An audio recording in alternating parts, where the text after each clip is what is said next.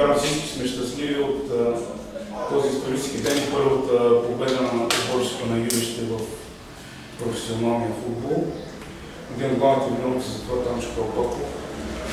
Отново по същия начин да сподели своите впечатления от матча и след това пътувате въпроси. Първо искам да благодаря на публиката. Искам да благодаря на момчето за събраздаването. Мисля, че днеска разликата беше, че повече търсихме победата и повече желахме. Това беше разликата от предния матч и от този. Много съм щастлив от тази първа победа.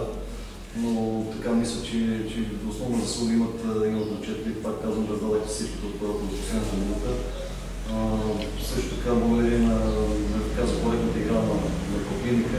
Мисля, че са един добър отбор, който на едно, така както каза колегата, на едно средно ниво в Б група. Друго, мисля, че така много точен анализ направи колегата от Ботев Гълъбово. По същия начин аз ги видях нещата. До 15-та минута имахме пълна доминация, но след гола необяснимо за мен отстъпихме инициативата. Така по време дори се притесних от тежкото време, че няма да издържим физически, но с началото на половина мисля, че абсолютно доминирахме и напълно заслужили успешните точки. Благодаря, колеги, за въпрос. Бихте ли отличили някой играч от отбора? Това никога няма да направя, отличавам колектива на първо место, отбора на първо место.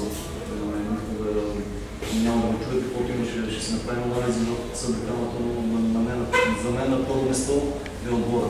Ще отличат тия, които се раздават за отбора, които показват на терена желание и изпълняват техническите задачи. Това мисля, че всички изпазиха днес. С нещо изненада ли ви отбора на Гълъбово? Общо взето така имахме добра информация за отбора на Гълъбово. Очаквахме тази игра, но това са така имах от колеги доста мнение, че това са отбор, които затваря се и постоянно ритат топката напред. Мисля, че показаха така и опитах се да игра футбол, колкото имах възможност. Първите ви точки са на домакински матч. Кога планирате да е на чужд терен следващата? Всеки мач планирам, независимо дали е банка или е домакински.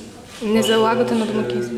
Няма да е добре за отбор и аз това не харесвам да правим разлика между гостувания и домакински матч. Искаме да играем с такова желание, всеки един мач да се хвърлим. Жалко, че ако играем по този начин вътре и отиваме навънка премирение. А къде ще ви бъде по-трудно, в Горна Оряховица или в Симитли? Трудно може да си го направим само, надявам се, на линията.